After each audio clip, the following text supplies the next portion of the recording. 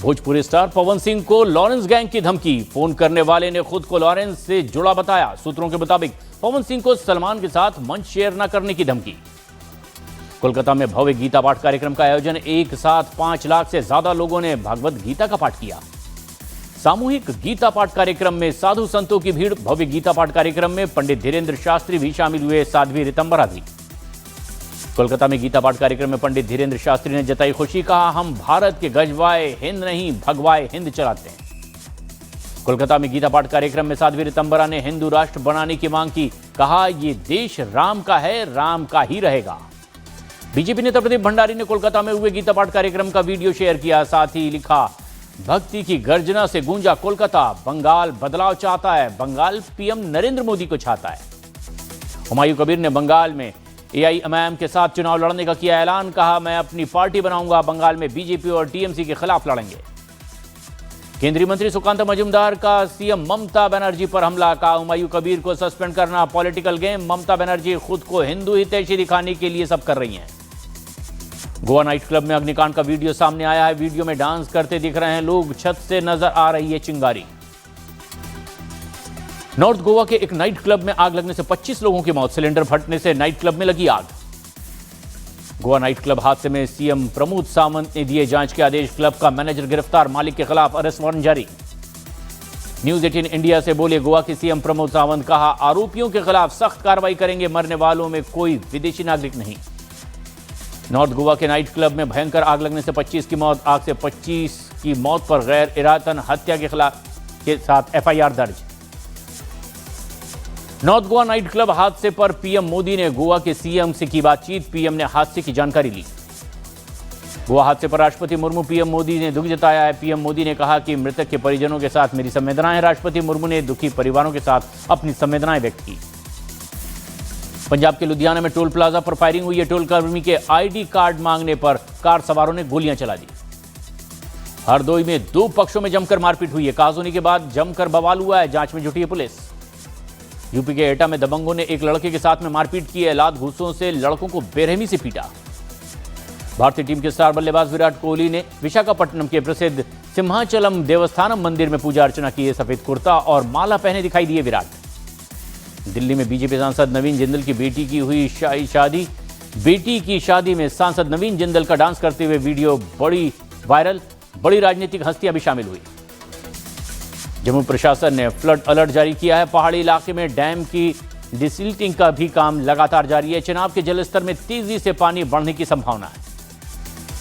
केरल के कोल्लम में मछली पकड़ने वालों नावों में लगी भीषण आग।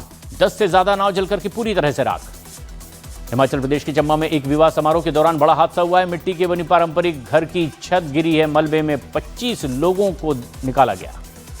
NH24 पर चलती कार में अचानक आग लग गई। कार में आग लगने की वजह अब तक साफ नहीं हो पाई। ऑस्ट्रेलिया के सिडनी में जंगल में भीषण आग लगने से 12 घर जल करके राख हो गए हैं। हालात पर काबू पाने के लिए दमकल के कर्मचारी लगे हुए हैं। न्यू साउथ वेल्स में 75 से ज्यादा जंगलों में आग लगने की खबर है। मध्य प्रदेश के कटनी में बदमाशों ने बैंक ऑफ महाराष्ट्र के एटीएम को लूट लिया। एटीएम लूटने के बाद उसे पिकअप में लोड करके फरार हो गए। दक्षिण अफ्रीका के प्रिटोरिया में हॉस्टल में फायरिंग हुई है। 11 लोगों की मौत की खबर है। 14 लोग इसमें घायल हुए। वारदात को अंजाम देकर आरोपी वहां से फरार हुए। यूपी के अलीगढ़ में तेज रफ्तार कार ने बाइक में जोरदार टक्कर मारी है। हादसे के दौरान हवा में उछल गया बाइक सवार। टक्कर लगने से बाइक में आग लग गई। आज भी 538 फ्लाइटें रद्द हुई है। दिल्ली में 109 उड़ानें रद्द हुई है। दिल्ली एयरपोर्ट पर इंडिगो को फ्लाइट में देरी और कैंसिलेशन की वजह से लंबी लाइन लगी हुई है। बेंगलुरु में भी 150 फ्लाइट रद्द हुई है। बेंगलुरु एयरपोर्ट पर घंटों इंतजार कर रहे हैं लोग। हैदराबाद में 115, मुंबई में 112 और चेन्नई में भी 38 उड़ानें रद्द कर दी गई है। फ्लाइट कैंसिल होने से यात्री बहुत परेशान है। इंडिगो की उड़ानों में रुकावट लगातार जारी है। हालांकि सामान्य अब हालात होने का दावा भी किया जा रहा है। मुंबई में इंडिगो की फ्लाइटें रद्द होने से यात्री लगातार परेशान हैं। इंडिगो एयरलाइंस के उड़ानें रद्द होने से दिल्ली एयरपोर्ट पर यात्री परेशान है। टर्मिनल 1 पर यात्रियों के हजारों बैग नजर आए। इंडिगो संकट पर डीजीसीए ने सीईओ और सीओओ को नोटिस जारी किया है। हालात के लिए सीईओ को जिम्मेदार बताया। 24 घंटे में जवाब के आदेश दिए हैं। इंडिगो ने कैंसिलेशन पर पूरा पैसा रिफंड किए जाने का फैसला लिया है। कैंसिलेशन और रिशेड्यूलिंग पर लोगों से पूछे भी नहीं जाएंगे सवाल। इंडिगो की उड़ानें रद्द होने के बाद में मनमानी किराए पर केंद्र सरकार का एक्शन देखने को मिला। नागरिक उड्डयन मंत्रालय ने प्रभावित रूटों पर अब किराया तय कर दिया है। इंडिगो से जुड़ी जनहित याचिका पर 8 दिसंबर को सुनवाई होगी। उड़ानों को रद्द करने की मांग वाली जनहित याचिका पर सुनवाई होगी। इंडिगो की फ्लाइट रद्द होने के बीच में रेलवे ने लोगों की सुविधा के लिए स्पेशल ट्रेनें चलाई है। कई ट्रेनों में जोड़े गए अतिरिक्त कोच। इंडिगो संकट के बीच में रेलवे की अगले 3 दिनों में 89 और स्पेशल ट्रेनें चलाने की तैयारी है। दिल्ली, मुंबई समेत कई जगहों पर लोगों को इससे राहत मिलेगी।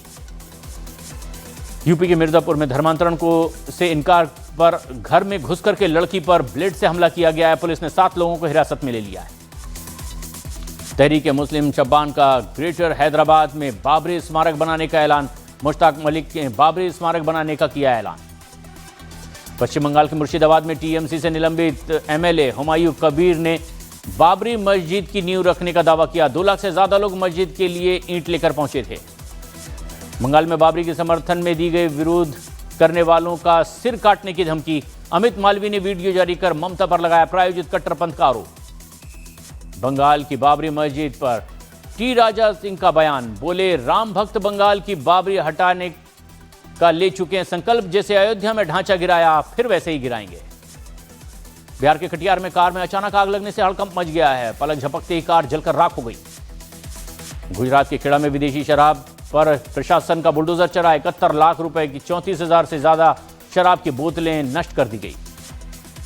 लोकसभा में वंदे मातरम पर कल चर्चा होगी। सूत्रों के मुताबिक चर्चा की शुरुआत खुद प्रधानमंत्री नरेंद्र मोदी करेंगे। मंगलवार को अमित शाह चर्चा की शुरुआत करेंगे।